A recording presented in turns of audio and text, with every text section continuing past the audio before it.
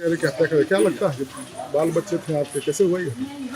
Sir वो characterless थी और हम चाहते हैं कि इनको फांसी की सज़ा हो। मेरे बच्चे को मार दिया और दोनों को नहीं छोड़ा जाए, निर्मल पासवान और इनका। फांसी से? जी, फांसी की सज़ा होना चाहिए, नहीं तो वो हमको मार देती अगर हम डाइवोर्स फाइल नहीं किया करते। अभी अभी आपने एक शख्स को रोता बिलखता सुना। ये आदमी मीडिया के सामने रो रो कर इतना ही कह रहा है कि उसने मेरे बेटे को क्यों मारा, वो मुझे भी मार सकती थी। अब आपको मैं एक तस्वीर दिखाता हूं। इस तस्वीर में देखिए, आपको एक फैमिली नजर आ रही होगी जिसमें एक पिता है और दो छोटे छोटे बच्चे हैं और एक मां है। इस तस्वीर में दिखाई दे रहा यह शख्स वही है जो अभी कैमरे के सामने रो रहा था और साफ तौर पर कह रहा था कि उसने मेरे बेटे को क्यों मारा। और इसी तस्वीर के अंदर एक छोटा सा बच्चा खड़ा हुआ है जिसका नाम श्रेयांश है और उसकी उम्र 12 साल। उसकी जली हुई लाश जब इसके पिता ने देखी तो उसका कलेजा कांप गया। वो रोते रहे, बिलखते रहे और कहते रहे कि कातिल को फांसी दो।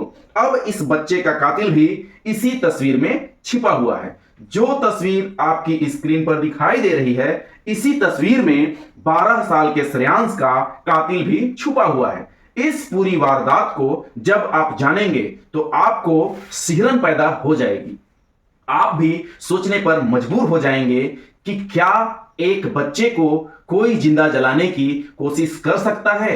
कोई क्या उसके खुद की मां, कोई क्या उसकी खुद की मां जिसने उसे जन्म दिया है। नमस्कार दोस्तों, मेरा नाम है चंदन और आज मैं जिस कहानी को लेकर आया हूं वह कहानी है बिहार की।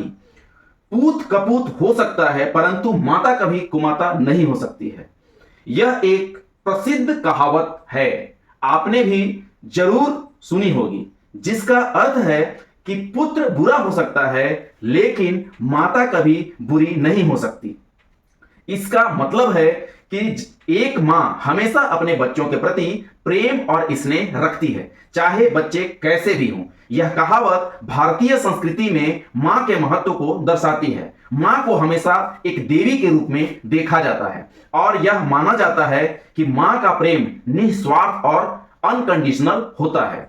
हालांकि कुछ लोग इस कहावत से असहमत हैं और मानते हैं कि माताएं भी कुमाता हो सकती हैं। उनका तर्क है कि माताएं भी मनुष्य हैं और उनमें भी अच्छे और बुरे गुण हो सकते हैं। फिर भी अधिकांश लोग इस कहावत को स्वीकार करते हैं और मानते हैं कि मां का प्रेम अद्वितीय और अनमोल होता है। दोस्तों, आप इस कहावत से सहमत हैं या असहमत हैं? इस कहानी को सुनने के बाद कमेंट में जरूर बताइएगा।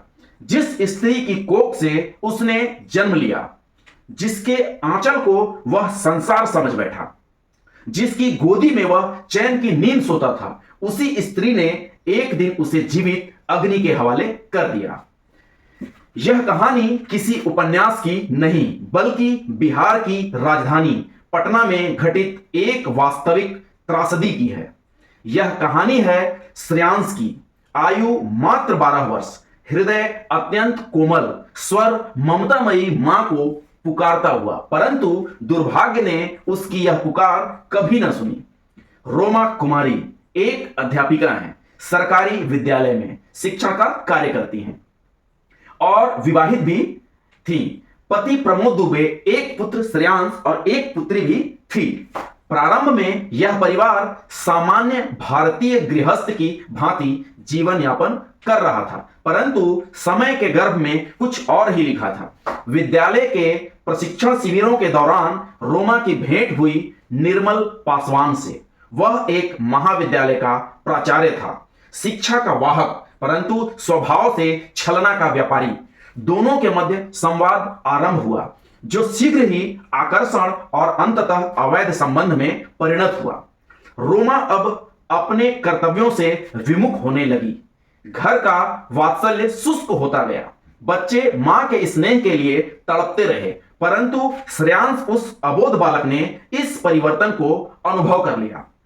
वह प्रतिरोध करने लगा, कहता, मां पापा के पास रहा करो, उन अजनबी अंकल से मत मिला करो। यह वाक्य रोमा को नागवार गुजरता। उसे लगा जैसे पुत्र उसकी स्वतंत्रता में बंधन बन रहा है। और तब उसके हृदय में मातृत्व की जगह क्रोध ने घर बना लिया। 14 जून की रात्रि रोमा ने अपने बेटे श्रेयांश को लात घूंसों से पीटा। उसके शरीर पर एक एक प्रहार ऐसा था मानो हर प्रहार मातृत्व का अपमान कर रहा हो। बालक अचेत हो गया। उसने अपने प्रेमी निर्मल को फोन किया। दोनों ने योजना बनाई। श्रेयांश के हाथ पांव बांधे गए। उसे एक वाहन में रखकर बेढ़ा गांव की ओर ले जाया गया, जहां एक पुल के नीचे घनी झाड़ियां थी। उस बालक के शरीर पर दाहक तरल पदार्थ का छिड़काव किया गया और अंततः मां ने स्वयं अग्नि प्रज्वलित कर दी।